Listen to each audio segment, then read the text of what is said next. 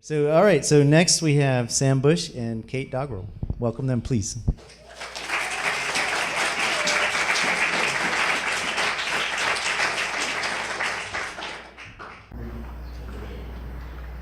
Well, we were inspired by a site that Sam had actually visited before I had, and through him talking about it, I sort of threw out the suggestion of maybe that fits in with the theme of dreams. And we'd agreed to participate and were excited, but didn't have a lot of direction. And so we started with a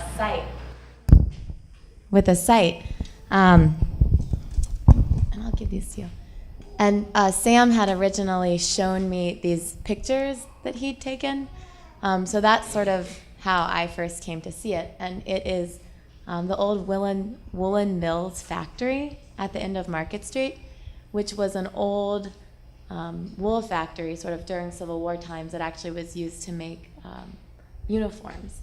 And so we were really affected by this site, and Sam took lots of pictures, which I guess it's hard to see. Just pass them around. Yeah.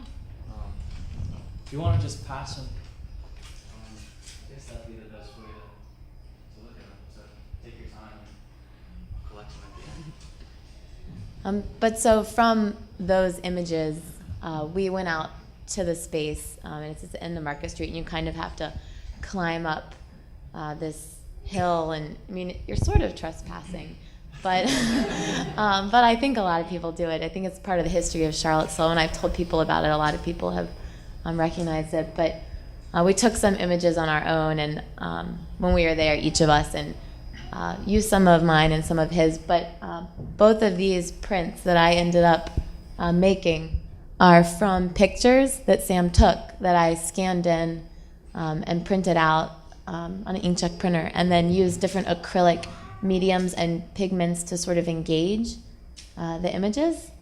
And the reason why this project has anything to do with dreams for us, it sort of started with this idea of a dream or these nighttime subconscious memories being sites or places, and what would it look like for dreams to have bodies. And to us, it made us think of sort of memory as a site of ruin, because it's not where we are anymore. It's not life, but it's these strange historical structures, and we dream, and we often dream about people we knew or things we've experienced, and yet they're always in fragments, and we never really see them clearly, and yet there's often like a strange new life to it and a new presence and spirit.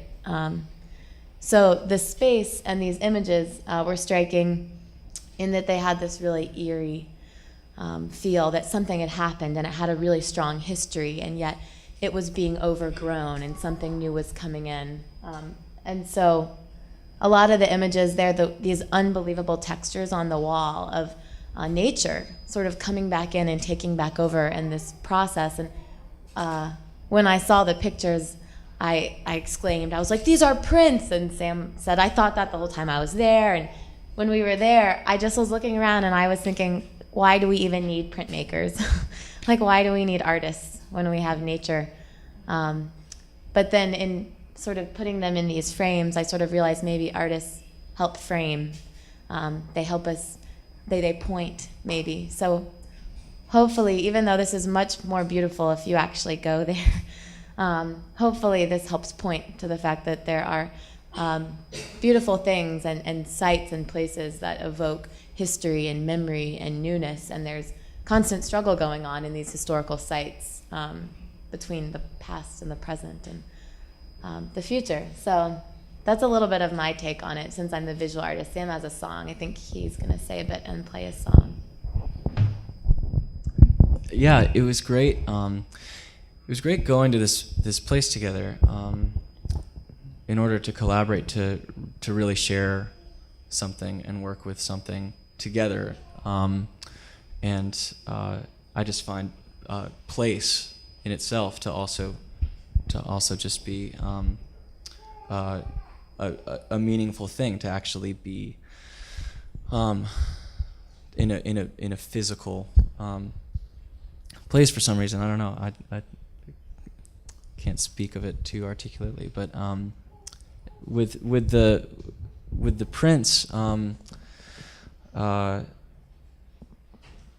the talk of memory and how dream relates to memory, it really, Kate's Prince really spoke to sort of the dreams that I have, because I have a very hard time remembering my dreams, and I think a lot of us do. But and so memory is very hard because it clouds things, and it's hard to trust because we only remember certain things, and so I think my song speaks of the fear of that, of only seeing miracles when they suit us, and only seeing signs when we want to, and so it just deals with the questions of, am I seeing everything that's there?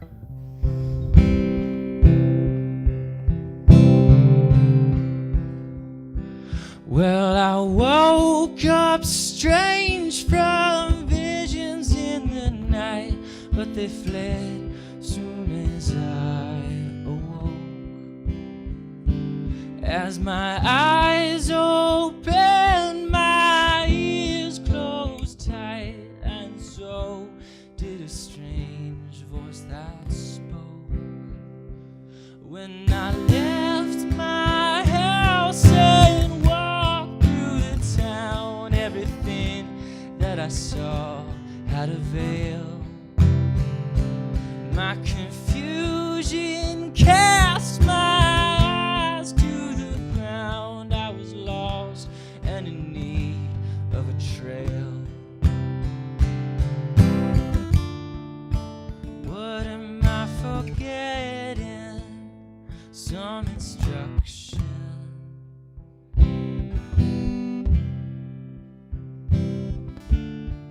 Why is this so upsetting?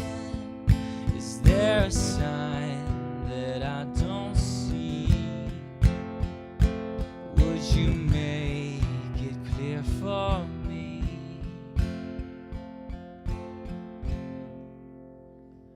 But you hardened man, you shatter miracles with your logic and thoughts made of lead.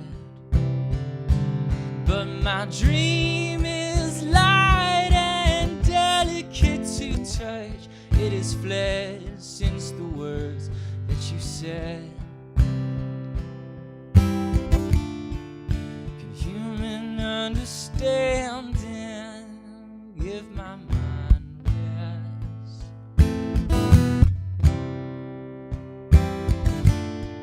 My mind keeps expanding, but it's not as I had guessed. I see far more less. As I reached the edge, I came upon a ledge of an old Civil War factory. And I walked inside, and dispelled was my pride. It was full of my whole history. And the walls turned green, and vines grew in the seams of the engine that turned long ago. It reminded me of last night's dream that I could not solve on my own. So these mysteries have their own stories. I don't know, but I know what I mean. I can see no further than what I had before. I don't know, but I feel a little more.